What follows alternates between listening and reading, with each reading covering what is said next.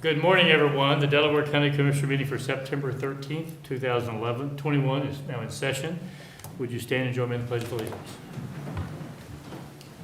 I pledge allegiance to the flag of the United States of America and to the republic for which it stands, one nation, under God, indivisible, with liberty and justice for all. Again, good morning, everyone. I'm Gary Merrill, President of the Board. To my left is Vice President Commissioner Barb Lewis, and to my right is fellow Commissioner Jeff Denton, our Deputy Administrator, Don Houston, and our clerks, Jennifer and Sarah. Let's begin. Resolution number 21-834, in the matter of approving the electronic record of proceedings from regular meeting held September 2nd, 2021. So move. Second. Motion made in second. Discussion. Vote. Vote on motion 21-834. Mrs. Lewis? Aye. Mr. Merrill? Aye. Mr. Benton? Aye. We do not have any public comment today. That brings us to item number 3, resolution number 21-835, in the matter of approving purchase orders and now certificates and payments of warrants in batch number CM APR 0910. So moved. Second. Motion made in second. Discussion. Vote.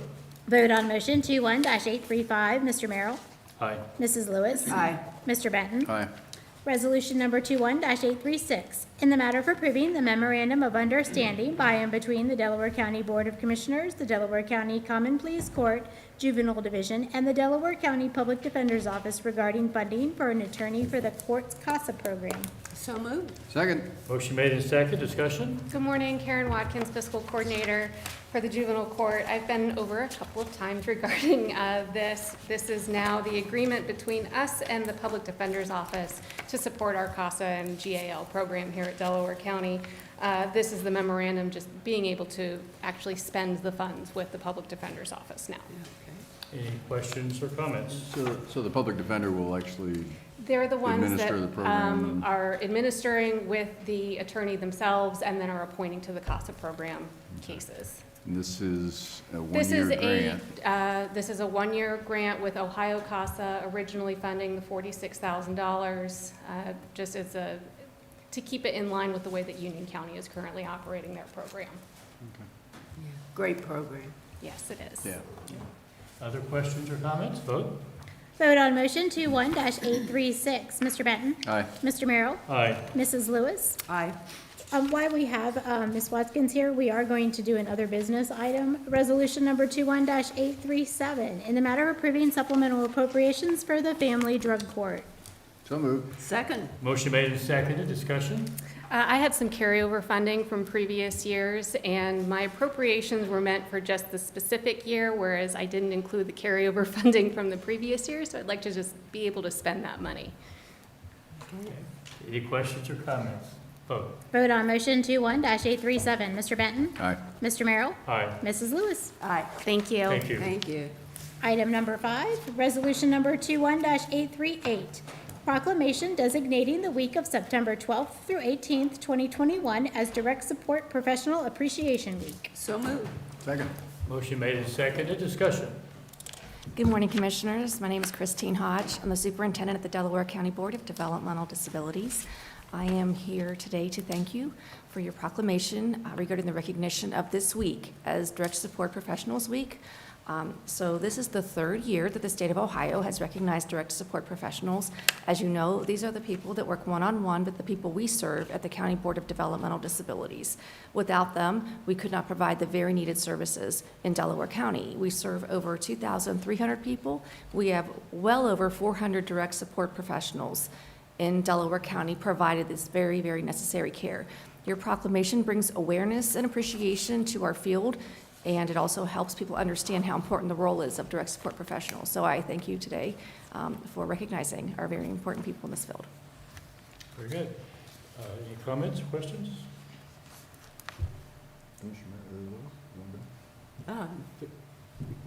Just, they do a great job. Thank you. I mean, it's certainly a well-deserved recognition. No, happy to do it. Thank you. Commissioners. Yeah, no, I think this has been our third year we've done this, and it is nice to pause at least 1 week a year and formally thank the direct support folks who really do outstanding work and very valued work. So Thank you. And this last year, as with everybody, this has been extremely hard. Oh, gosh. And they have very much just carried on their backs the lives of the people with developmental disabilities. So we're very, very thankful for them. Are the services still able to be provided with the pandemic? Yes. Last year, due to how severe things were and things were shut down, there was a lot of services in the home instead of adult day services and supports. In the last probably 6 months, there are more adult day services happening in group settings, but as the state of Ohio looks at what happens with us, and the folks we serve are very fragile and very susceptible to COVID. So, we kind of watch what happens. We have, different things that we do at the state level and local level to protect people. And there's more need now than ever, because when people do go back into their homes, you need more staffing rather than in a group setting with adult services. So it really has impacted our field. We have congregate settings where we have 2, 3, or 4 people. And just recently, if somebody gets COVID, usually the staff will quarantine, and typically they may get COVID as well. So we've had a lot of scenarios, and our DSPs have just come through shining. So we're very grateful. Gosh. As you know what this board thinks about development disabilities and the job you do. You've been in front of us many times, and we're extremely fortunate to have not only the board, but those who provide the services. And you mentioned last year was an unusual year with COVID, and we all have a mission, and the fact that we move forward with that mission, we can't let COVID stand in the way of that, because that's our responsibility, that's our commitment. And I thank and appreciate every support professional who honored that role and did that, as well as development disabilities and your board. You got a great board that works very hard. So I commend everything all of you do, and we're very fortunate in Delaware County. Thank you, Commissioners. With that, I think we're going to get a photo. Okay. Did you want to vote Do first? a vote? Yes, let's vote first. Good point. Vote on motion 21-838. Mrs. Lewis? Aye. Mr. Benton? Aye. Mr. Merrill? Aye. With that, we'll get a photo.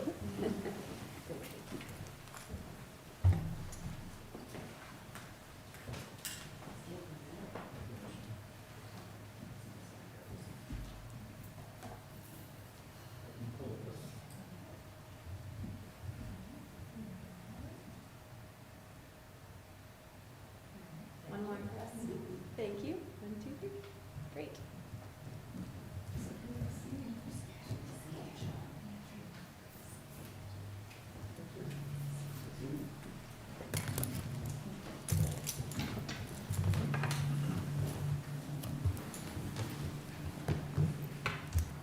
Resolution number 21-840, in the matter of approving, resolution number 21-839, proclamation designating September 13th through 20th, 2021 as National Disability Voter Registration Week. So moved. Second. Motion made in second. Discussion.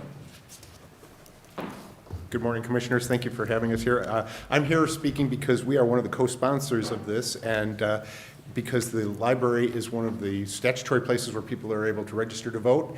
We are very happy to work with the Delaware County Board of Developmental Disabilities to celebrate this week and to raise awareness about voting registration at the library as well. So thank you very much for this proclamation, and I'd be happy to answer any questions.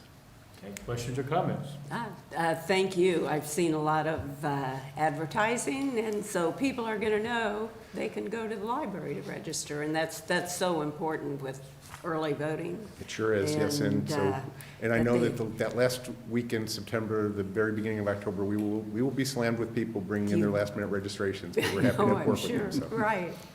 Thank you. Thank you. Yeah, again, thank you for doing this, and getting people interested, educated, getting out and voting is great. So. It's urgent, and it's a great service we're able to provide. So thank you. Well, my only thing I would add is obviously one of the advantages of the library is the fact that you have multiple locations, Right. and that makes it True. easier. Is the Sunbury Library also involved in this? Sunbury Library is involved in the voting registration. They're not specifically involved with the Disabilities Voter Registration Week, but they do register people. So does the library in Ashley. Okay.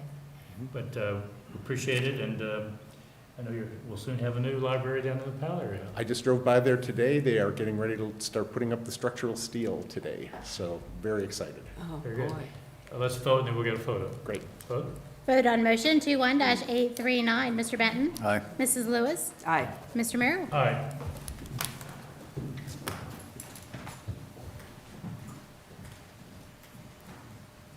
I suggest you come up, so you're definitely.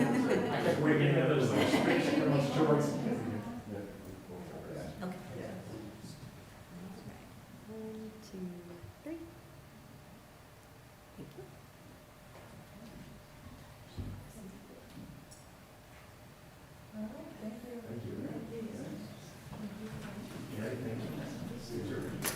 Yeah.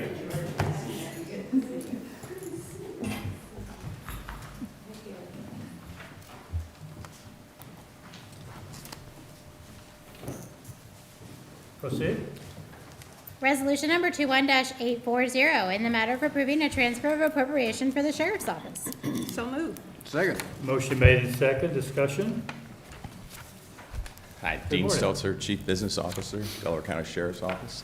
This resolution is a follow-up to a presentation the Sheriff's Department made a couple months ago regarding their uniforms and the gear they wear. And this allows for this to move forward in this calendar year. I think we're able to make that change and move forward and buy those uniforms and do it within our appropriated budget for 2021, thus recommending a transfer of funds from our personnel costs to cover the cost of this. I will note we are pretty much at full staff on the sheriff deputy side of our operation. We do have a couple vacancies due to retirements that we'll be filling through the remainder of the year, but we pretty much have all identified positions filled. The jail, a little bit more of a struggle. We've got, and we'll continue to have, quite a bit of turnover on the jail side with corrections officers, but we've really, I think, done a pretty good job this year in pushing forward with getting people on board. So I'd entertain any questions you may have. Questions? Vote. Vote on motion 21-840. Mr. Merrill? Aye. Mr. Benton? Aye. Mrs. Lewis? Aye. Resolution number 21-841, in the matter of receiving and filing the annual report of the sheriff of all fines and costs collected by the sheriff's office for the year next preceding September 1st, 2021. So moved. Second. Motion made in second, discussion. This is a Ohio Revised Code requirement that probably dates back a number of years.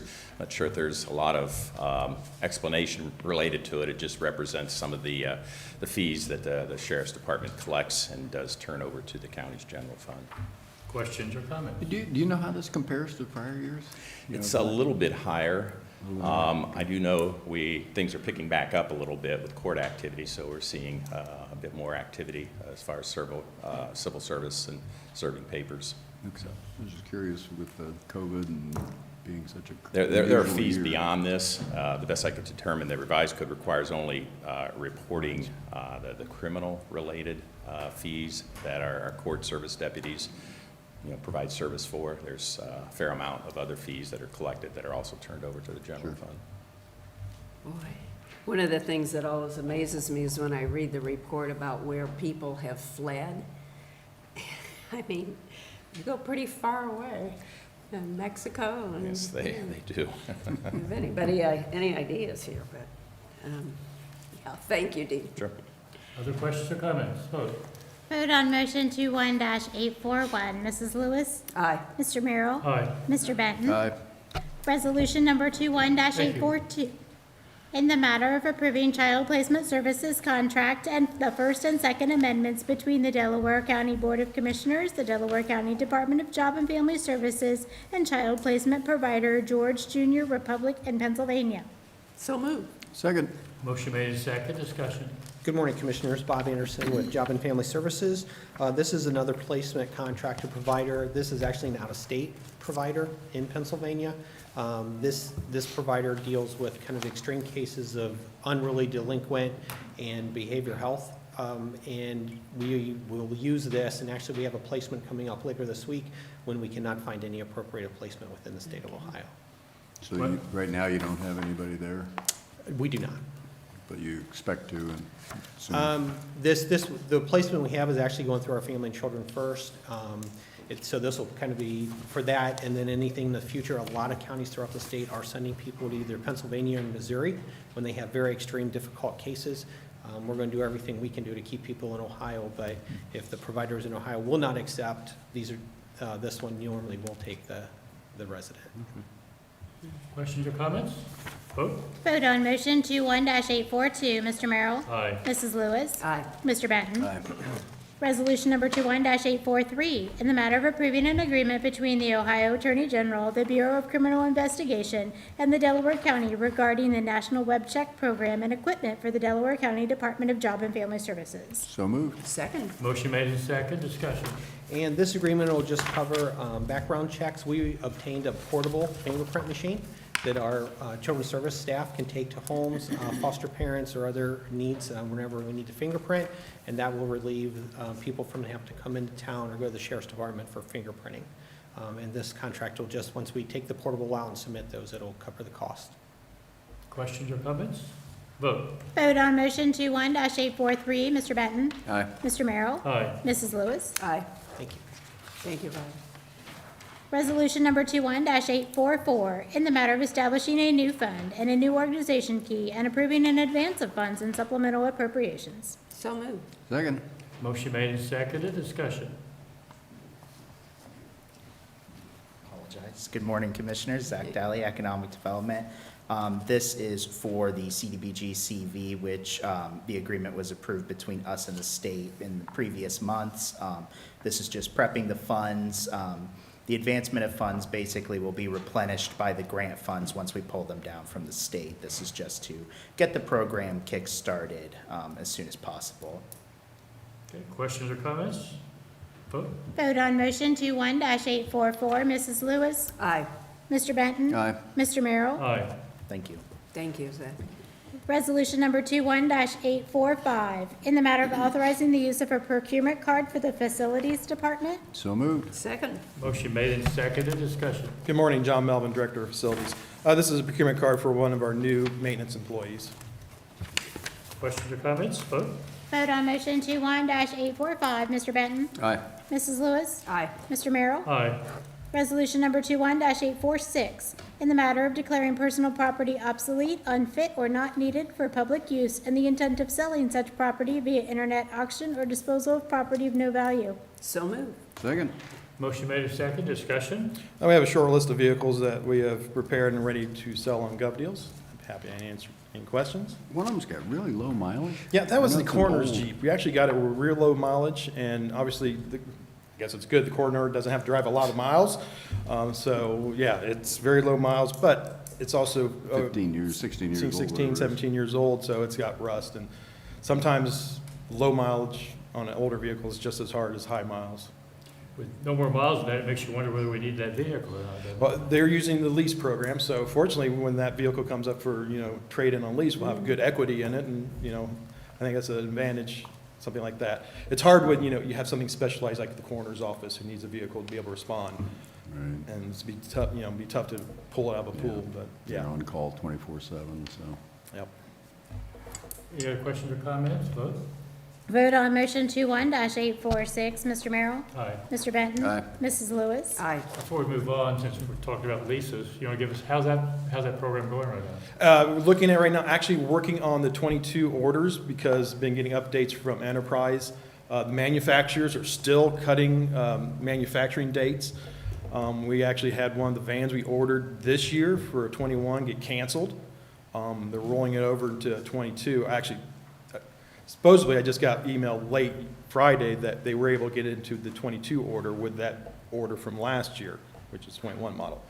I need to get that list together because they're saying the order windows are closing probably the 1st of October. Manufacturing is still reeling from, the effects of the chip shortage and everything. So trucks and vans are really hard to come by and really short. And I guess, they're hearing that manufacturers may not even honor orders put in for 22. Any other comments? Vote. We've already done that. Next issue, please. Item number 14, resolution number 21-847, in the matter of approving a transfer of appropriations for the Permanent Improvement Fund. So moved. Second. Motion made and seconded, discussion. We just want to move some appropriations around. We've shifted some priorities on the maintenance throughout the year on the Permanent Improvement Fund. And we had like the roof replacement of the Carnegie Building come in a lot lower than our original estimate. So we want to move some funds just from the capital 5,400 to the 52 and 5,300, so we can do some smaller projects as well with those funds. Questions or comments? Vote. Vote on motion 21-847. Mrs. Lewis? Aye. Mr. Merrill? Aye. Mr. Benton? Aye. Thanks, John. Resolution number 21-848, in the matter of declaring personal property obsolete, unfit, or not needed for public use. So moved. Second. Motion made and seconded, discussion. Good morning, Commissioners. Lee Bodnar with the County County Engineer's Office. Before you is the disposal of a piece of equipment. It's a 2005 International Series 7400 dump truck. It was in an accident. It was declared totaled by the insurance company. Claims funds were received, and the truck was still left in our possession. We would like to push it onto Glove Deals for sale. Questions or comments? Vote. Vote on motion 21-848. Mr. Merrill? Aye. Mrs. Lewis? Aye. Mr. Benton? Aye. Resolution number 21-849, in the matter of authorizing the purchase of equipment for the engineer's office. So moved. Second. Motion made and seconded, discussion. Before you, for your consideration, is the purchase of a dozer blade, the cost of which is $77,950. The engineer's office is going to trade in a stone box, for which we will receive $7,500 for it as a trade-in, and the dozer blade will cost us a total of $450. Very good. Good math, too. Did a good job of it. Thank you. Calculators help me. Questions or comments? Vote. Vote on motion 21-849. Mr. Benton? Aye. Mr. Merrill? Aye. Mrs. Lewis? Aye. Resolution number 21-850, in the matter of approving the amended ditch maintenance petition and ditch maintenance assessments for Clark-Charles Moore, Section 1 through 6. So moved. Second. Motion made and seconded, discussion. There were two amendments, or amendments to two sections of this development for 5 and 6 that yielded a total of 232 lots to be placed on the ditch maintenance program. Questions or comments? I'd just like to make a couple of comments here. We have a great relationship with the Fair Board. I believe that's where the vehicle's going to go, correct? Or is that the I next think one? that's, My apologies. Go Yeah. ahead. Let's vote on that one then. yeah. Vote on motion 21-850. Mrs. Lewis? Aye. Mr. Benton? Aye. Mr. Merrill? Aye. Resolution number 21-851, in the matter of donating personal property not needed for public use to the Delaware County Agricultural Society. So moved. Second. Motion made and seconded, discussion. Yes, sir, Commissioners. This is for a brine tank that is too small for the engineer's office use.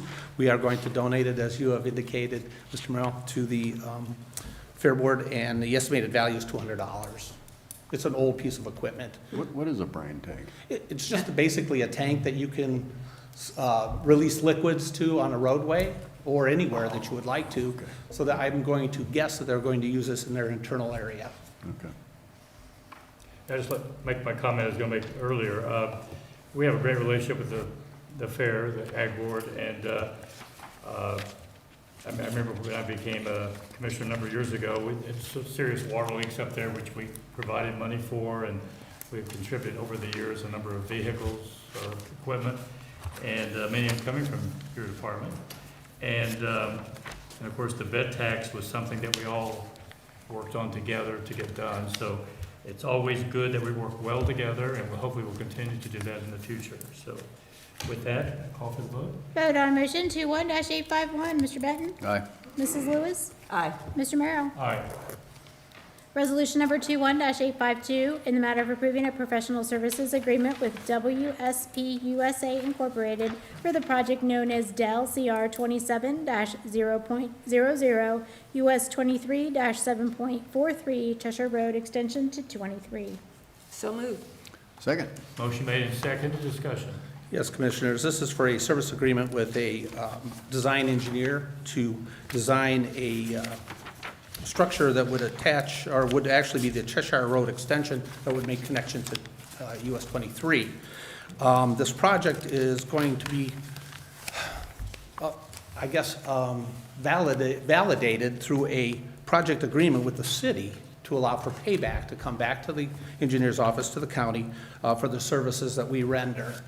The total project cost is $3.5 million. It's for a 1/3 mile of roadway for that extension, and it wouldn't happen until construction year of 2024. So it's quite a few years out in the future.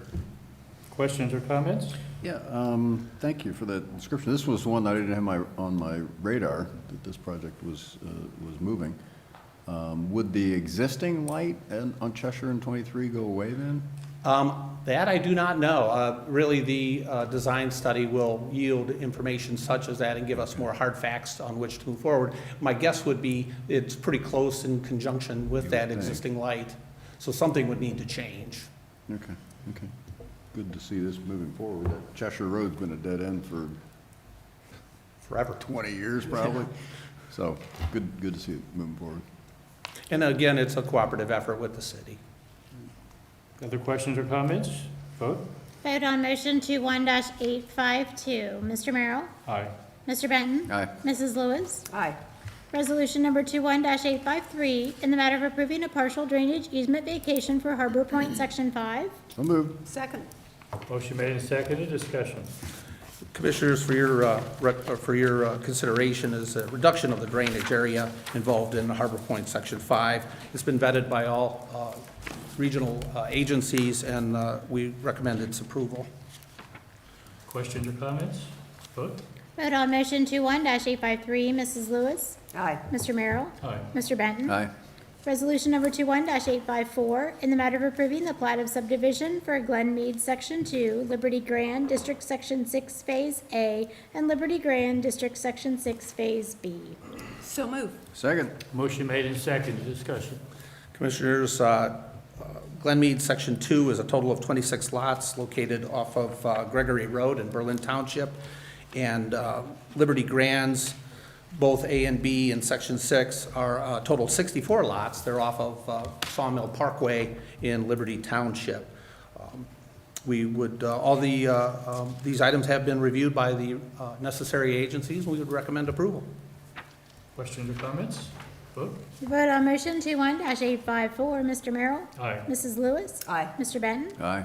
Resolution number 21-855, in the matter of approving right-of-way work permit summary sheet. So moved. Second. Motion made and seconded, discussion. Yes, Commissioners, this is for 3 utility permits with nothing out of the ordinary to report, and we would recommend your approval. Questions or comments? Vote. Vote on motion 21-855. Mr. Benton? Aye. Mr. Merrill? Aye. Mrs. Lewis? Aye. Resolution number 21-856, in the matter of approving a supplemental appropriation for salt. So moved. Second. Motion made and seconded, discussion. Commissioners, for your consideration, the engineer's office is going to do something a little bit different than it has when it comes to salt purchases in the past. Usually what happens is we use back stock and then we refill as the winter proceeds. This year, since we have the new salt facility on Sawmill, we have some capacity opportunities, and we're going to order all our salt at the beginning of the season, which would be a total of, I can tell you exactly here, 7,500 additional tons over the 1,500 that we usually order now. This will allow us to receive that salt more expeditiously than when everybody else is ordering it in the midst of winter. So we will be stocked up in preparation for the winter, not waiting or trying to play catch up with salt throughout the course of the winter. The point of interest that you will find, I think, advantageous is that the budget for 2022 will be reduced by the $450,000 as a result of this. Is there a belief that you may be able to get it at a better price buying it up front like this, or that's?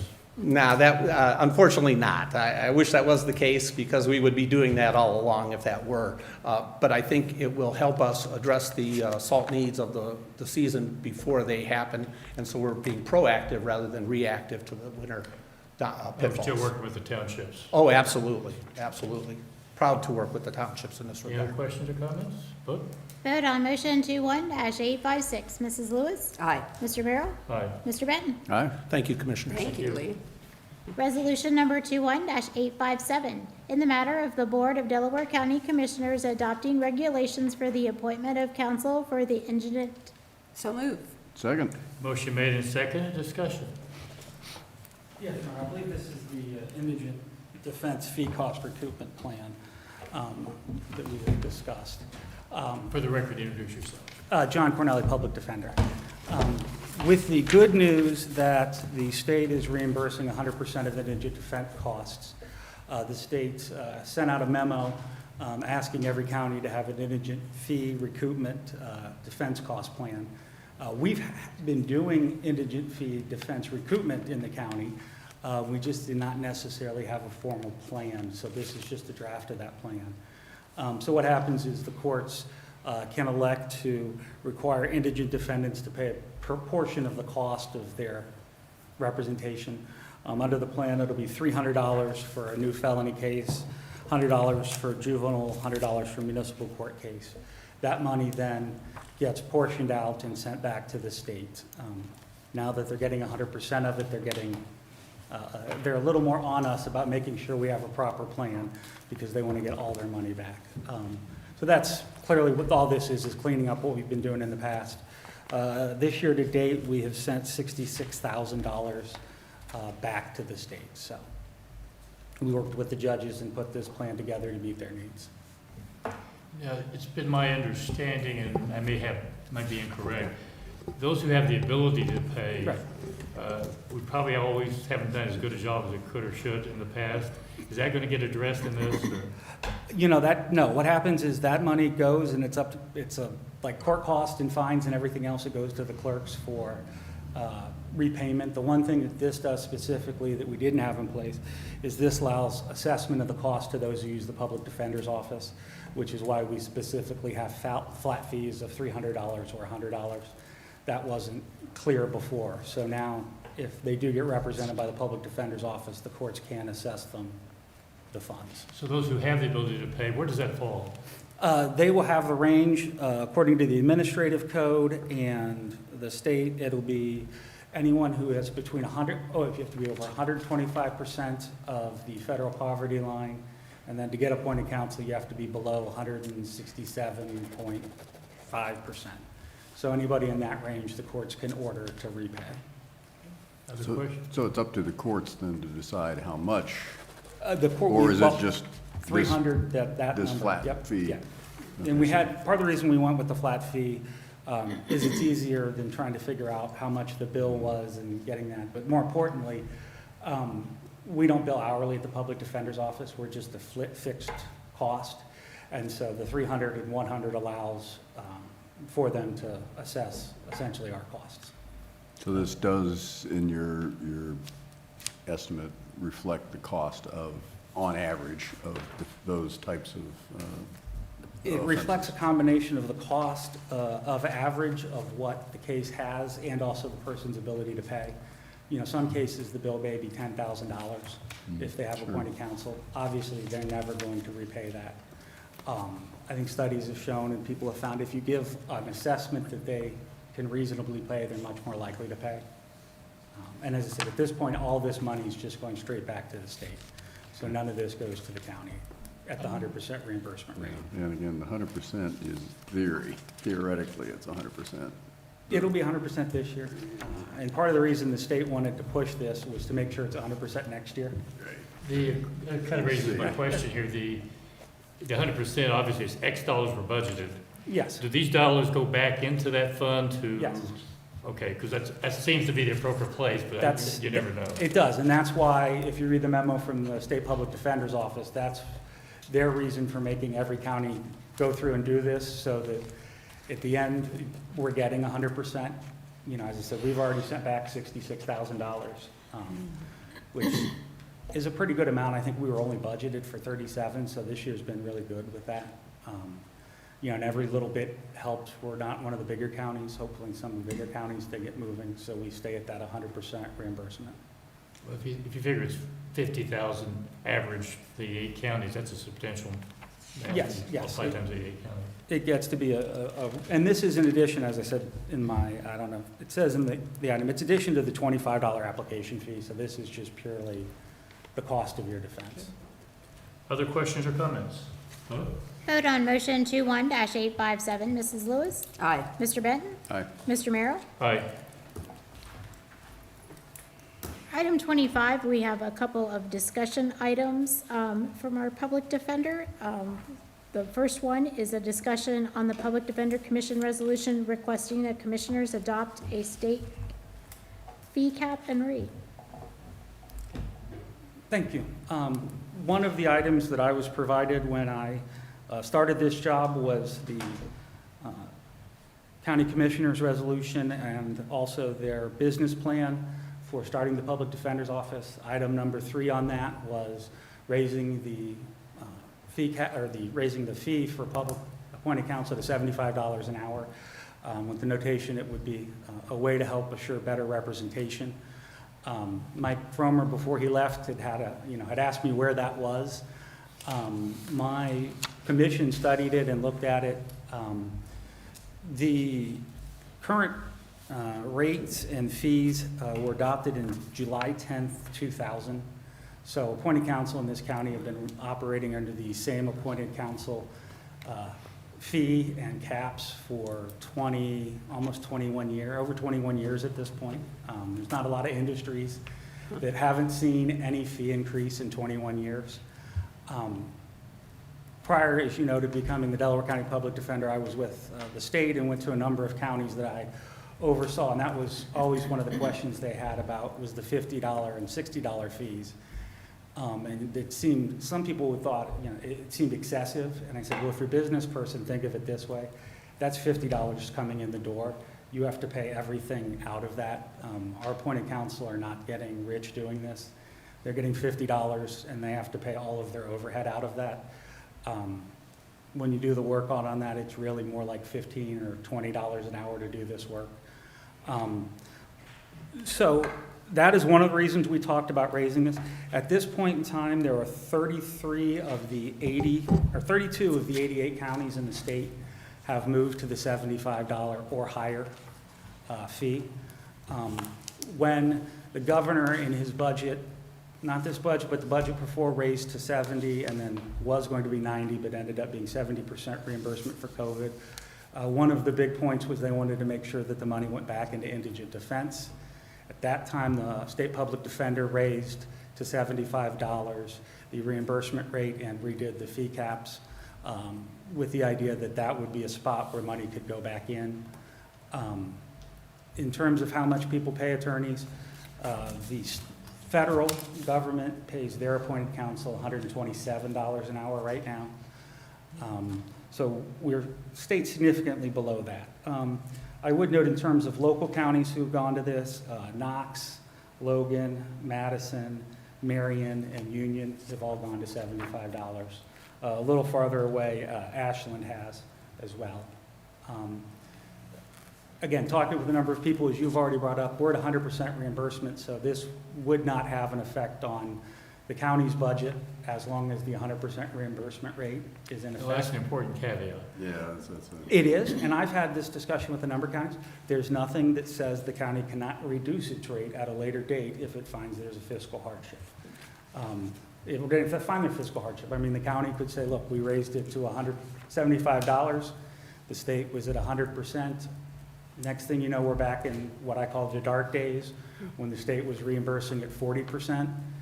And the commissioners could say, look, we can't afford it, we're going to have to reduce. But for my position right now is, one of the things that was needed with the public defender office was raising the quality of appointed counsel. And we're in the process of that. That's going to be a two-part process. First is we want to raise the rate to $75 an hour to get better counsel and to keep better counsel. There's a big difference between $50 an hour and $75 an hour. The second is we're going to hopefully, we've been working with judges, we're going to narrow and make our list smaller and focus more on Delaware County lawyers who do better representation. So our hope is if we can get the rates to $75 an hour, focus on lawyers and get some lawyers that are more qualified and better, more work, we can keep them and get some people who've left the list back on the list. So it's really two parts of the process. But, as I said, there's not a lot of places that have gone 20 years without a pay raise, and it is 100% this year. The other thing that mitigates the cost significantly, is the establishment of the Public Defender's Office. Right now, we're planning on taking 70% of municipal court cases and 60% of common police court cases next year. And so it's, you know, that all of those cases won't be getting paid $75 an hour because they're going with us. So that has really limited the effect this increase would have. This is recommended by the commission, isn't it? Yes, they Public did. Defender My Commission. commission did vote and has adopted a resolution, Yeah. so. I seem like a reasonable dollar figure. I just want to make a couple of Yeah. comments. I happen to serve on the CCAO board. This has been a topic of ours, as you, I'm sure, know. One of the concerns was if everybody starts raising the rates, the state will have a problem with that for two reasons. One, everybody's raising the rates, and number two, there won't be enough money. But the concern was that states might inordinately raise the rate. I think if it's recommended 75, that won't be the question. Going over 75 could become a question. So can you, with your background, assure us that this will not be a factor? The overall rate that they, I believe it's $193 million is what the state put into indigent defense to cover the 100%. I believe it's $193 million.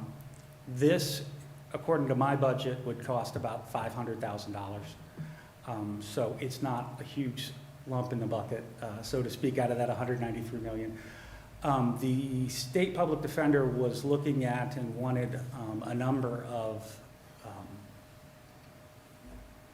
areas where they could have discretion to approve or not approve significant increases in these. Their biggest focuses were the large counties. Should Cuyahoga, Hamilton, Franklin do this, that would have a significantly larger increase than the smaller and mid-sized counties. The sheer volume of cases in Franklin and Cuyahoga is, you know, is unfathomable, and it would be millions and millions of dollars. So in terms of smaller counties such as ours, I said it's not going to be a huge factor that's going to drive. So you don't think the state would make an issue a 50% increase, especially since we're using their recommended rate? Right, and this is their maximum rate, their maximum fee caps. As I said, no, not for this. When I talked with them, they were focused more on trying to step stuff in on some of the bigger counties. They had some concerns about what do you do if Franklin County Public Defender's Office gives a 5% increase in pay to everybody and then goes to 75%. They've got 100 and some lawyers, and their budget's millions of dollars. Yeah, 'cause if everybody got, let's say, generous. Right. It's easy to get generous when somebody else is paying for it. Yes. So it's my hope that everybody looks at this as their dollars regardless of who's paying for it. The other comment that you made, you used the quote, better counsel. Yes. I think we all agree with that, but paying more money by itself does not guarantee better counsel. You still have to make the proper evaluations. Yes, and what we've started on that process is the courts and I have reached out. We're putting together, for example, municipal court, it's going to be the 2 municipal judges and myself to go through. We're going to make everybody reapply. We're going to hopefully shorten the list so that everybody gets a certain number of cases, and the idea is counsel who are better, who have better practices, are more willing to work for $75 an hour and are more willing to take a couple of, if they know they're going to get a number of cases where, as it is now, they may get a case a month or a case every other month at a lower rate. They're just not willing to be on the list. So that's part of the plan is, look, we're hopeful you're going to get 2 or 3 cases a month. You're going to have this many cases a year at $75 an hour. And if you're somebody who has a practice, you may say, yeah, that's worth doing. Whereas now, a lot of people, the only people we're getting are the people who need work and are, I'll get any list I can get on to give me a case. So. And the other point, and I'll shut up, is I think you used the word productivity. It seems like an odd word to use, but I think it accurately reflects the more cases we can handle in-house because of the proximity. We should be able to handle more cases. Yes. It means there'll be fewer cases going out, therefore, maybe still be more than what we're currently doing, but it shouldn't be 50% more as this number would indicate. No, actually, I've run the numbers. My current estimate is that if we were to raise it to $75 an hour, we would be essentially at or a little below what we had last year in Yes. terms of appointed counsel. That's what I think we want to hear. In terms of appointed counsel cost.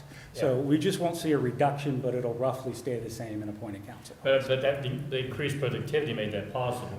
Yes, because we're taking, and I'll go with my next section, yes, because we're taking so many cases and just working a lot of the stuff out. And the goal is to provide better counsel for indigent. And so if we accomplish that and can do it roughly for the same dollars, it's a victory for everyone. Yes, and I think, but fortunately, I think better counsel will result in better resolutions, which will result in less cost for the county in the end.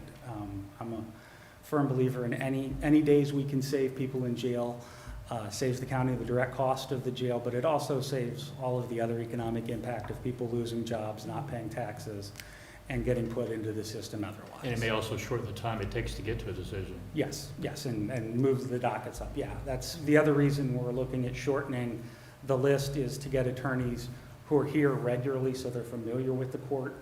And I won't say take things more seriously, but yeah, take things more seriously. If you know that there's a list and not everybody makes it, and there are people waiting to be on the list, you're less likely to say, I can miss court, or that sort of thing, so. Any other questions or comments? Yeah, I had a couple things. Yeah. The State Public Defender's Office, are they the ones that set the rates at $75? Yes, their commission sets the rate. Okay, because I remember a number of years ago, they came in and tried to get us just unilaterally raise our rates, I mean, more than $75, and they were very aggressive in telling us we needed to do that and we should do it and fund it. And thankfully, we didn't do it, and the state has stepped up to provide the funding. Yes, I was part of the discussion back when the decision was made to go from 50 and 60 to 75, and there was, a lot of discussion over that in the Public Defender's Office and then the Public Defender's Commission, trying to be sensitive both to county budgets and also to the needs of appointed counsel. For example, as I said, the federal pays, I think, $127 an hour. I have friends who are in the insurance defense industry, and I apologize to anybody who's involved in insurance, but insurance companies tend to pay the least amount for everything. And I know they're paying $150 to $175 an hour per counsel. And so just from my point of view, if you're half of what the insurance companies are paying, you're still pretty low. Yeah, and that still, I still am concerned that we're receiving a fixed dollar amount Yes. from the state in the budget.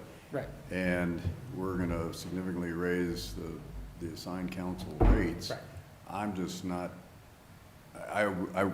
which kind of leads me to my second point. I would like to see the numbers. Okay. I can provide you. How this all plays out, the mix of the assigned cases versus the in-house cases, and the reimbursement from the state, and what goes through to the state in terms of collecting, because, again, I don't trust the state, I guess is what I'm saying.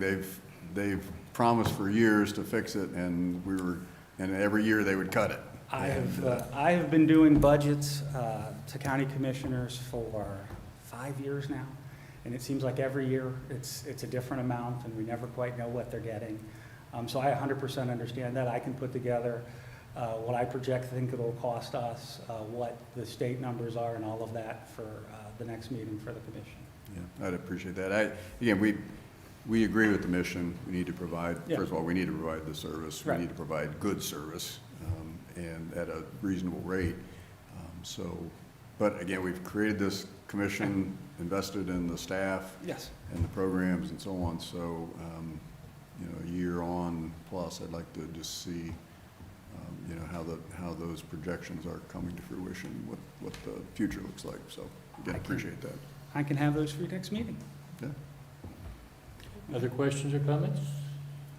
Thank you. Okay, I think there's two parts to this, and Well, I guess Sorry. the next part is my update on where we are at this point with the Public Defender's Office. So briefly, for a short period of time, we were fully staffed with 5 attorneys and 2 administrative assistants. And then the Sheriff's Office hired one of my administrative assistants away to be a fiscal analyst with higher pay. So we're down to 5 attorneys and 1 admin. We are interviewing this week to replace the admin, so. So we have gotten ourselves up to our business plans, full staffing for this year, which, and for most likely next year. We are in discussions about adding a 3rd admin, but in terms of attorneys, we're at 5 attorneys. There's myself and 4 other assistant public defenders. We're really happy with the group we managed to hire. Chris Younga is our most experienced attorney we hired. Chris has over 20 years criminal experience. He spent over 10 years with the Franklin County Public Defender's Office, and he was running the Ross County Public Defender Office for the state. His wife and family live here in Delaware County, so he wanted to come back home, and he'd worked for me previously.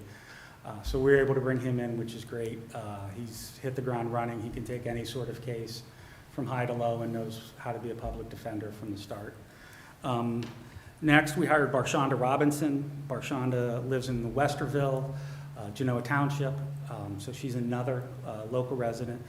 Barchanda started her career in Arizona as a public defender, spent, I believe, 8 years in Arizona, took a break to have some children, relocated to Ohio, spent 4 years with the Southern District of Ohio Federal Public Defender's Office, and then went out on her own for a little bit and decided to come join us. So she's another person who has a wealth of experience. We're excited with Barchanda for another reason. She is passionate about drug courts and alternative programs such as that, so she's going to be taking a very active role in that for us. And then we have 2 attorneys who are younger. Alex Hoffman had spent 3 years with the state public defenders down in the Ross County. He moved up here with his family. And then Garrett Smith is fresh out of law school. We tried to hire a mix of individuals of different levels of experience so that we don't all retire at the same time. It also helps with costs and gives freshness to faces. We have to, well, public defenders, we have to relate to a lot of different people. And so I find that it's necessary to have people of different ages, different backgrounds.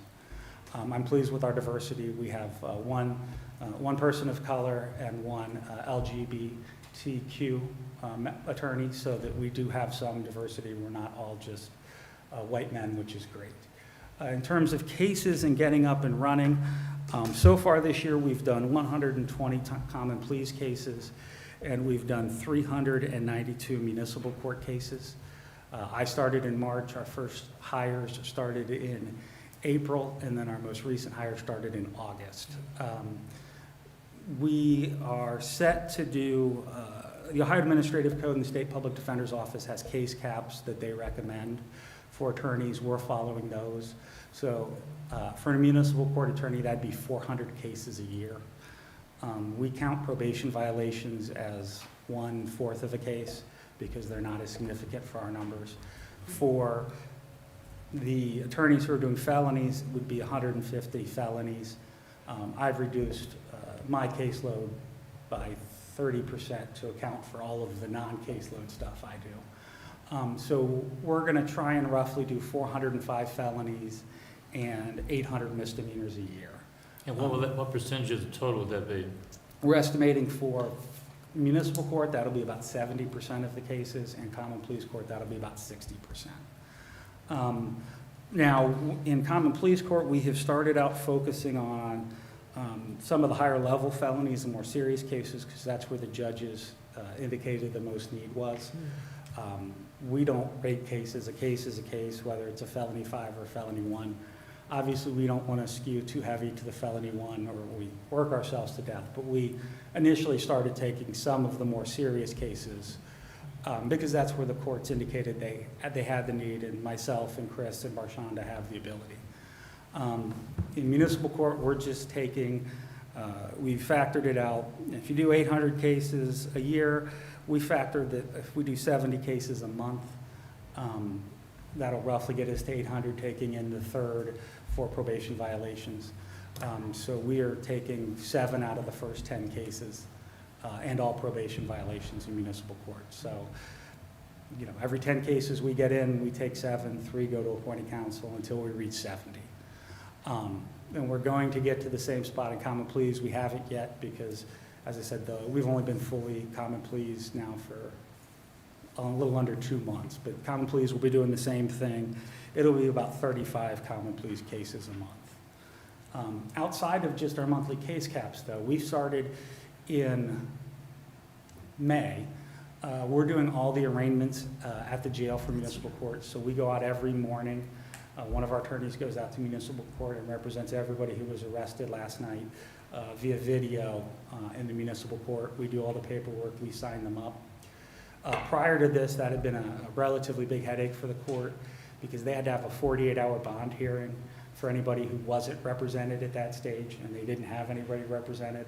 So if they had 5 people get arrested and all 5 were held on bond, we had to find 5 attorneys and have a hearing within 48 hours. That's not occurring. So that's been a plus for the court. If you handle the arraignment, that doesn't necessarily mean that will be the attorney that would handle the case. No, we are just flat out doing everybody that's there, and then we're signing them out because it's easier. So just one person from our office, unless it's a Tuesday after a holiday weekend, then we send 2 because of the numbers. Usually we have 5 to 6 people, 10 on a Monday. 4th of July, the Tuesday after 4th of July, we had 25 people. And so it's just a matter of knowing that. But yes, so the jail appreciates it because they don't have to do the forms and the paperwork, and they have attorneys there who can help keep people a little calmer. It's moving quicker, which means anybody who's getting out has a better chance of getting out before the lunch hour, so the jail doesn't have to pay for lunch. We feel we're getting better bonds because we're arguing for the bonds to the court rather than somebody who doesn't know what they're doing in terms of a defendant. We know, for example, that the municipal court wants a good address and needs a good address or you're not getting out. So we can really press our clients to give us, an address they're going to, whereas they may be surprised when the court asks and says, I don't know, and then they're not getting out. So we're doing all of those. We're also actually resolving more cases there than I thought we would. So what's happened on multiple occasions is somebody will get picked up in Delaware County for shoplifting, and they'll get arrested, do a day or so, get let out on bond, and forget to show back up to court. And then they'll get arrested often in a surrounding county and get transported back to Delaware County. And since we're there at arraignment, we can have discussions about the fact that they've already done 6 or 7 days in jail. And a lot of times the court's like, yeah, that was the sentence I want to give them. If they want to plead today, they've done 7 days, that's all I want. And we're able to talk to them and get them, done and out of jail, whereas before they couldn't do that. They'd have to get a public defender assigned. The next thing you know, it's 5 more days. They've done 5 extra days in jail. So we are trying to get some efficiencies in that way. So that's been in municipal court. And then Monday, Wednesday, Friday mornings, that's when the municipal court has all their walk-ins, which means all of their people who just get summonsed in. We have an attorney down there every morning. And down there, we've resolved a lot of cases. Currently, the driving under suspension law is a bit of a mess. A couple of years ago, the legislature changed driving under suspension from always being jailable to be jailable sometimes, and sometimes not being jailable, as a way to save indigent defense costs, because if it's not jailable, you don't get a public defender. Unfortunately, a lot of our officers are writing stuff up as jailable when it's not jailable, but those people get summonsed in, and we're able to talk with them and say, no, this doesn't actually have jail, this is the wrong charge. If you plead today, you're just going to get a fine and costs, and people are, and we're getting rid of those cases even before they get into the indigent defense recruitment system. So that's municipal court, and that's flowing really well. Common Pleas Court, we've had 3 jury trials already in just the 120 cases we've been doing. Right now, in Common Pleas Court, most days of the week, they have hearings at 1 o'clock for people who were arrested on a complaint or arrested on an extradition. We're covering all of those again. We have an attorney every day, goes sees the people in jail, goes there at 1 o'clock, and then we figure out if they're going to stay with us or go to a different attorney. That's working very well because, again, we're not trying to find somebody to be there. Can you take this new case? Can you be here in an hour? And things get pushed off. As we just started Common Pleas, so we don't have some of the other stuff worked out, but that's our hope, is to streamline and make more efficient. In terms of other things, we've been quick, we've gotten our reimbursement in every month to the state and got reimbursed the full amount every month for our office, so that's a plus. We actually recaptured some stuff in reimbursement through that I don't know if anybody thought about. The state reimburses us the full cost of our office and everything that goes along with it. We are now essentially getting the state to reimburse for the cost of what used to be the assigned counsel office, because we're doing all the assigned counsel work, the billing, the appointments, that's done by my administrative staff. The state's not breaking that out. So in the past, Jenny and Sue, the state wasn't getting reimbursed for their cost, or the county wasn't. Now they are. So we are capturing back a little more there. So that's where we are on that. Our plan going forward, as I said, we're going to finish and hopefully get a common pleas where we want in terms of working out cases and everything, and then the next year is going to primarily be working on our business processes in-house, figuring out how to be most efficient. And then I've started a process with all of the courts about redoing our appointed counsel lists to increase the quality of those. So that's really the next steps in the plan before we talk about moving to juvenile court or increasing our size or anything else. Hopefully we'll have a year to get exact numbers of how many cases are coming through of each type, and then we can address that. So, Any questions? Could you just go through the process, for instance, that you do, taking muni court first, and how that works? yes, so for example, if you got arrested over the weekend and did not get out of jail, you will be heard this morning at 9:30 in municipal court. One of my attorneys will meet with you, go through the paperwork to apply for a public defender, represent you at the hearing, enter a not guilty plea, get bond set. The indigent form then comes back to the office. As I said, we'll take 10 of those and we'll keep 7. Typically, we look at, have we represented the person before? Do they have another open case? And that sort of thing. So if they do have an attorney on another open case, that goes to them. We look at conflicts.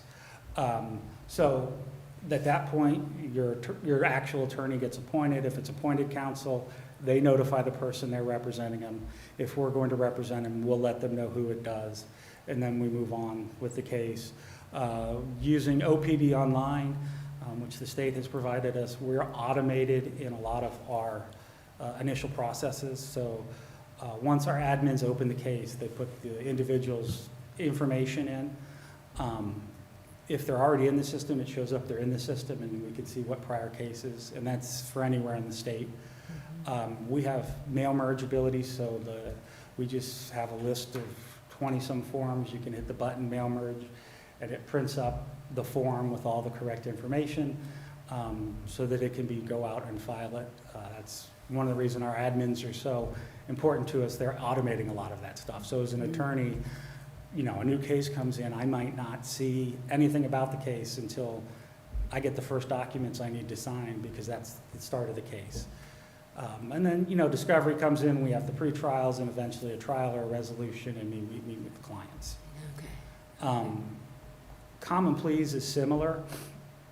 We do the initial appearance, we decide if we're going to keep or not keep, or if they get arrested, and then we move the same process. Right now, we're keeping all of the probation violations or community control violations because there's no conflicts. Because their case is already done, we don't have to worry about if there were co-defendants or anything else. It's also more efficient because the courts want to set those very quickly. Either they're going to resolve them within a couple of days, usually 10 days or less. And since we're here, and this is the only court we're in, it's a whole lot easier for us to schedule. We're at the jail, we can just take those and do them much more quickly. The other reason is, frankly, they're the sort of things that aren't worthwhile for appointed counsel.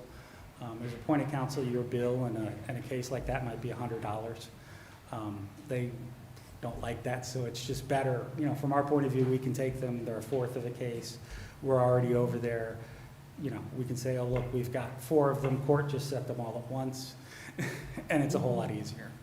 So that's our process, and then at the end each month, we have to calculate how many cases we open, how many we close. We have a 2-page form. We work with the auditor that collects all of our costs.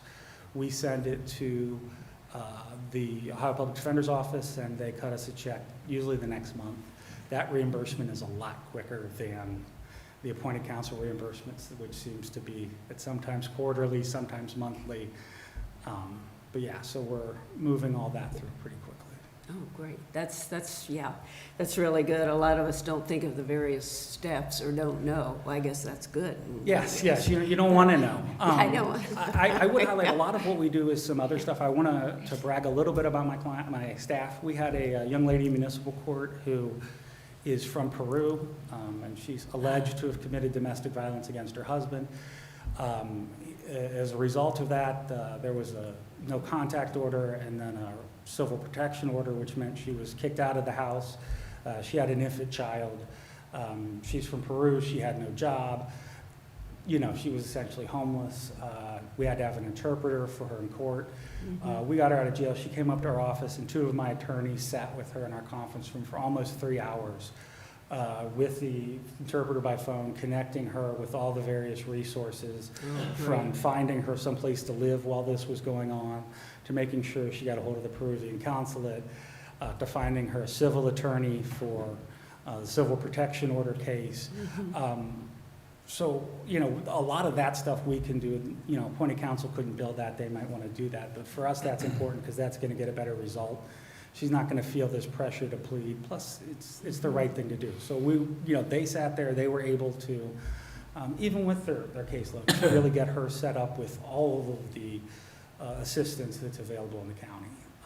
And that case is still pending, but, you know, she's now, you know, in a shelter, getting to see her child, in contact with, you know, Peru, got her new documents because her passport was in the house and her husband wouldn't let it go.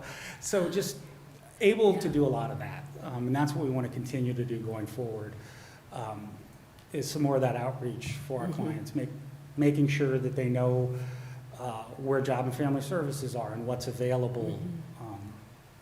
So that's what I know you work with Cassie Neff, I'm sure. We have gotten all of her paperwork. We're working very tight great. with Cassie, and that's a lot of what we'll be going for, hopefully. Boy, that's great. So better representation and also the efficiencies. Yes, better really. representations, efficiencies allow us to do things quicker because it's what we do. I mean, we have a lot of the forms. We're in courts all of the time. It's easier for the courts to schedule because we're not in 3 different counties. Right. You know, we have blocks set aside, you know, they know when we're here, you know. So right now, we have 5 attorneys, each of us have a day in doing the jail arraignments. So we've let the courts know. I'm actually having somebody cover for me today because Monday's my morning, and I'm doing theirs later in the week. But the judges know, don't set anything for John Monday morning, he's doing jail arraignments. You know, don't set anything Wednesday for Chris, he's doing jail arraignments. But other than that, we're available. And we're always available just for that quick call. Hey, somebody showed up, we need to do something, can you get over here? Which is really, I think, great. with the courts. Thank you. No, I've asked my questions. Thanks for the update. Yes, thank you. I just have two real quick questions. We do need to move on. No. The total cases in our county, how many of them would be indigent versus have their own attorney? I wish I knew. I'm trying to figure that out. You get a lot of different numbers from a lot of different places on cases. I can figure out that the Ohio Public Defender will give me a number that says this many bills were sent to them from our county for payment. Unfortunately, it doesn't tell me what case, it doesn't tell me things such as which were probation violations, which were non-probation violations, which ones were first attorneys, second attorneys. So for example, an individual gets an attorney appointed, they don't get along, there's some sort of conflict, they get a new attorney appointed, it shows up as 2 bills, it's 1 case. So I can tell you how many, appointed bills we sent. I can't necessarily tell you that. And then the Ohio Supreme Court can tell me various numbers about how many cases there are overall. I believe there's 25 to 30% of the cases in common pleas court have private counsel. In municipal court, it's less on misdemeanor cases. It's probably 20, but it's probably closer to 40 on some OVIs. A lot of it's just a nature of who gets arrested and what they can afford. It's going to skew heavily. Our cases are going to skew heavily towards the more serious offenses because people, even if you have some money, if you were charged with a felony 1, rape, kidnapping, something like that, it'd be probably $20,000 to $30,000 to hire your own attorney. Not a lot of people have $20,000 or $30,000 in cash or access to that sort of money to hire your own attorney. Something like an OVI is $3,500 to $5,000. People are much more likely to have that money. Okay, two real quick questions. How do you decide whether you're going to take the case or you're going to farm it out, for lack of a better word?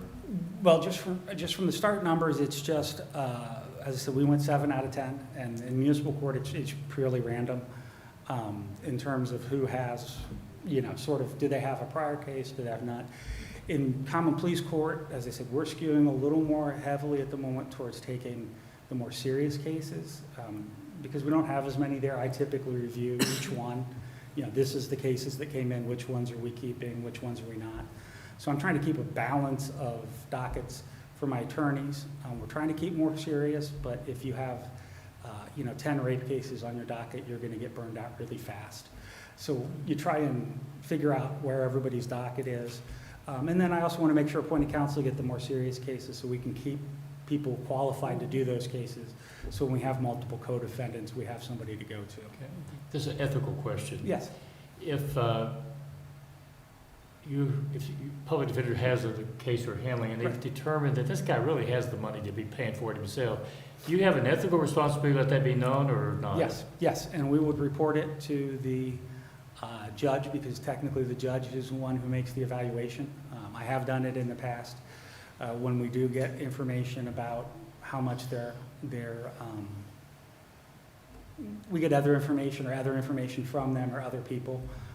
We'll file a motion with the court saying, yes, we don't believe they're indigent, have a full hearing. And again, a lot of times, if it's questionable, we'll really look at it and talk with the individual.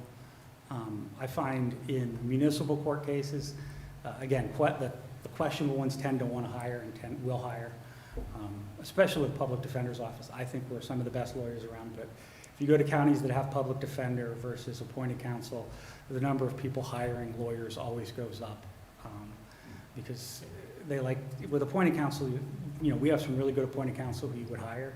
And so people will frankly, I'm going to put my application in, and if I get the really good attorney I was going to pay anyways, I've won. If I get the attorney that I didn't want, then I'll just pay the guy I want. With public defenders, such as our reputation, not a lot of people are forging documents. The bottom line, if they have the ability and you determine that, then you would let that be known. Yes, I have in the past, and I will in the future. Anything else we need to know today? No, I think that's that, and I will get the rest of those numbers for you for the next meeting. I just encourage you to work closely with Public Defender Commission. Yep. Those are a good group, and together we can make a big difference in our county. I forgot to say I encourage that. my fellow commissioners to maybe let Eric know your perspective on the recommended or suggested increases, and with that information, Eric could put something together the next couple of weeks. Yeah, as I said, I forgot to mention that the commission's been great. They've been meeting frequently and giving me lots of input and feedback, and they've been great to work with. Thank you very much. That's great. Thank you very much. Item number 27, resolution number 21-858, in the matter of approving an appointment to the Delaware County Transit Board. So moved. Second. Motion made and seconded. Discussion. Good morning, Commissioners. Jane Hawes, Director of Communications. We have before you the recommendation to appoint Jacob Fathbruckner to one of the two unexpired terms, seats with unexpired terms that exist on the board, and this one will run through October 24th of 2023. We recommend approval. Questions or comments? Great, he's served before, and glad to have him back. I just would confirm, or agree with Commissioner Lewis. He does have past service, and I think he has a willingness to serve, and I think it'd be a good addition to the board. So call for the vote. Vote on motion 21-858. Mr. Benton? Aye. Mr. Merrill? Aye. Mrs. Lewis? Aye. Thank you. While you're there, Yes. anything you want to tell us about any special awards that have been received by the board? I forgot about that, thank you. Last Thursday, I received, I wasn't able to attend the 3CMA, which is the City-County Communications and Marketing Association. It's a national organization of communications professionals serving government organizations. And they were holding their annual conference in St. Louis. And we had submitted 2 of our videos that we made earlier this year, the guided tour of the historic courthouse, and then another one that's sort of a promotional piece for the county for their awards program. And actually, while I was in a meeting with Commissioner Benton, I got texts from one of my colleagues at New Albany, who was keeping me updated on the awards ceremony. And we found out first that we won I think it's called the video category for one-time special event, and that was the guided tour video. We beat, I think, second place was the city of Mobile, Alabama, and then I know we were up against places like the city of Austin, Texas, Kings County, Washington, some really big organizations. So a lot of credit to our partners at Outsider Video in Columbus who worked with us to make the video, and to everybody here who helped, because it was one full day of shooting. That was a lot of work for everyone. So so that was a bit of a shock. And then we found out the promotional piece. It got second place. We were beaten by the city of San Antonio, who in my estimation, in using the San Antonio Spurs for their video, that's pushing it, I think. So, but the third place, I think, was Coral Springs, Florida. So again, we were in with some pretty big company. So Very good. yeah. Congratulations. Thank you very Boy, much. thank you for all your work on it, too. Oh, my gosh, it was a lot of work. It was a I lot of know. work with both of those, yeah. Oh, gosh, Yeah, the like video. herding cats, Yes. too, getting us all together. It's The been said. videos yeah. are so well done and Yes. so professional, and Yeah. it just presents Delaware County in such a positive light, the courthouse as well as the whole Yeah. county, and just really Yeah. neat to see. I think one of the comments that I like the most with the guided tour video, they said, usually these are pretty boring things to look at an old building, that's been renovated. So, but we had a lot of great material to work with. And I'll just add, yesterday I was with the crew again. We filmed a lot with the all-horse parade. So that's going to be a video that we'll be putting together soon. We were up at the fairgrounds with the before, and then down here and throughout the downtown area during the parade, and then getting sort of the wrap up with everything, so. Oh, wow. You get the Clydesdales? Pardon? Did you get the Clydesdales in some We of got the shots? Clydesdales, They are yes. so majestic. I mean, Yep, it's- and I got one of my cameramen on the float with the alumni of the OSU marching band, so he Oh, could wow. Yeah. get some footage from their perspective going on the parade route, so that was kind of cool. Gee. Yeah, so it was a lot of fun. It was very warm, but it was Yeah, it fun. was warm. Oh, yes, it was Yeah. warm. Thank you very much. All right, well, Thank you so much. Congratulations. Item number 28, we are going to revisit later today, so that brings us to item number 29.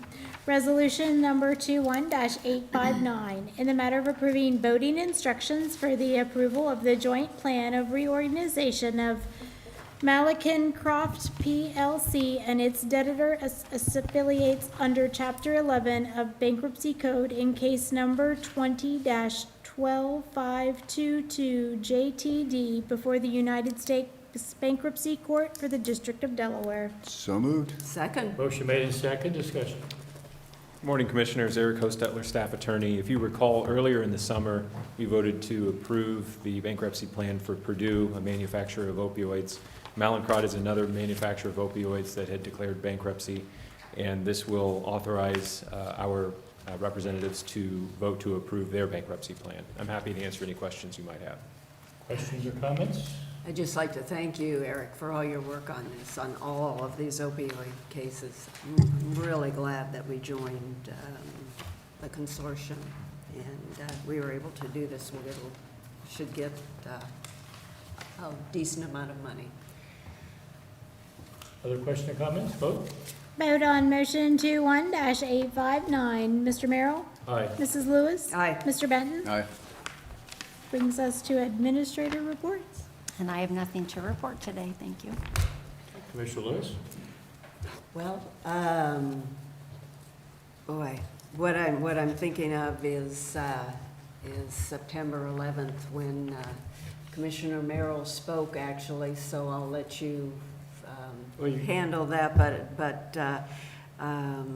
this is a memorial service that's actually held every year, and the Gold Star families are there. It is for our servicemen and women who lost their lives in the War on Terror, and it's just so moving and reminds us that, as our speakers mentioned, freedom is not free, and the sacrifices that these men and women they gave their all, and I was sitting behind the Gold Star families, and just, I mean, it's the price that they paid, and it's a very tough ceremony to watch when you really realize what they've given, and so I was glad to be able to attend, and Commissioner Merrill spoke too. That's all I have. Michigan? Let's see, just a couple other things. We've got a SEPCO board meeting. Since we haven't met in a week plus, we had a SEPCO board meeting a little over a week ago, and we received our final numbers for healthcare for next year. Ours is going up a fair amount, which we were a little surprised by, but it's driven by claims. Our claims have gone up. We're going to work on trying to moderate those going forward, but 2022 is going to be a big increase.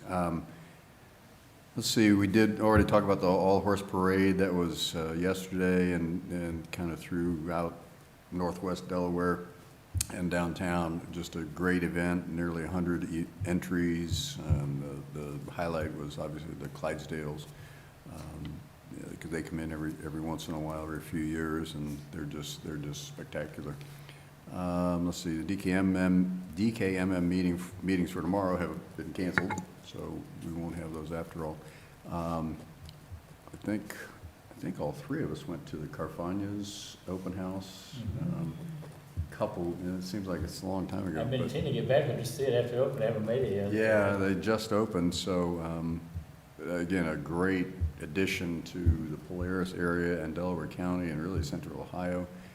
Just very well attended. The initial event, the open house was very well attended. They got Italian specialty food. They got a restaurant. They got bar, wine and cheese. They got deli.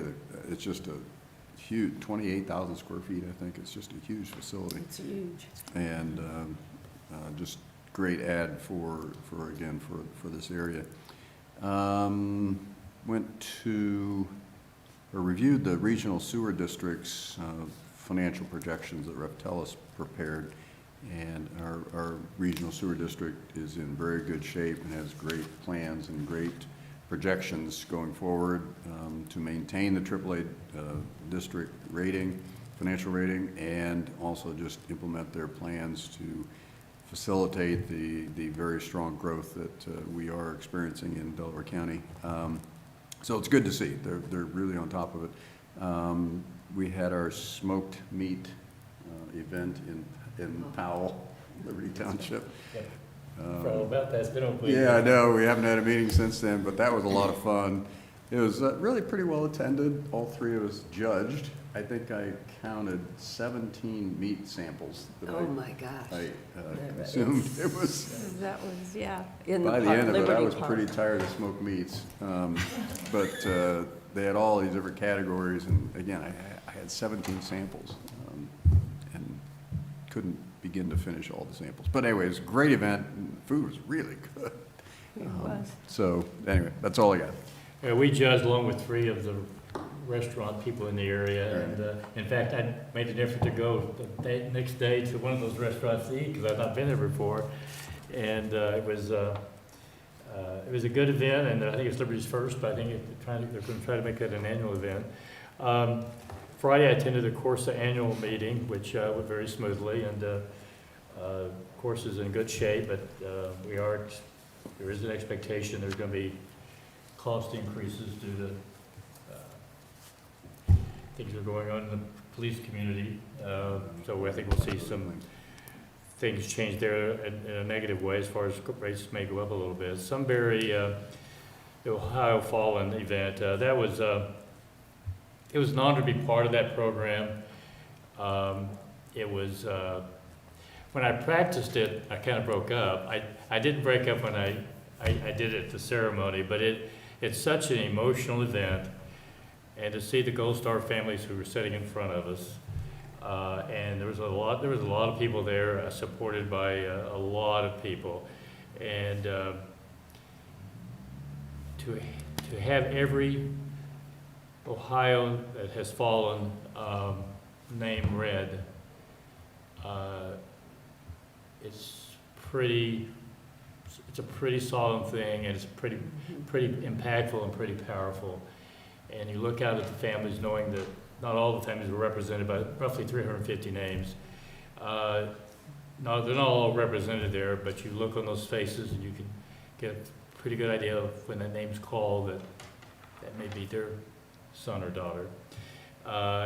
Sunbury does a terrific job with it, and the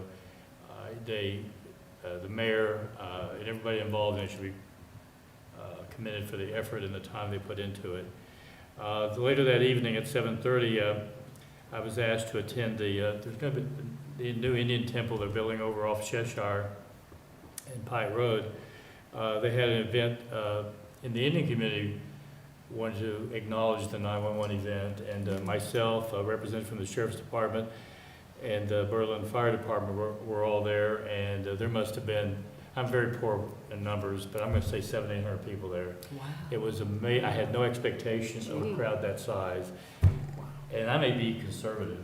I mean, it was a large number, and it just shows the support of the Indian community and supporting an event that occurred 20 years ago. Many of them may not have been in our country 20 years ago, but their support of not only our county, but all those who paid a price that day. So it's a solemn event. I just hope everybody remembers and doesn't forget what that day meant to this country. And of course, the events that occurred over the last couple of 3 weeks, that shouldn't be a distraction for all the people that paid the ultimate price in whatever form that may have taken. With that, I do believe we have need for executive session. Let me just jump, you reminded me of one Okay. thing, Commissioner Merrill. The featured speaker was Chief Joe Ponzi from Genoa Township Fire EMS Rescue Department. And also in attendance was, he did a great job, and also Senator Portman was there.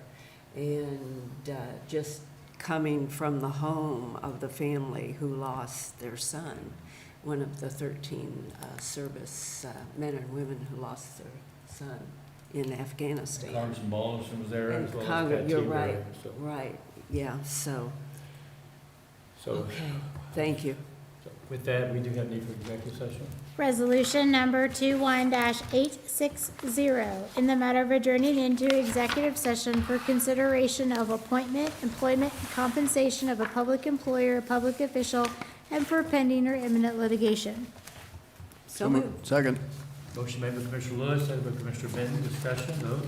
Vote on motion 21-860. Mr. Benton? Aye. Mrs. Lewis? Aye. Mr. Barrow? Aye. We are now in executive session.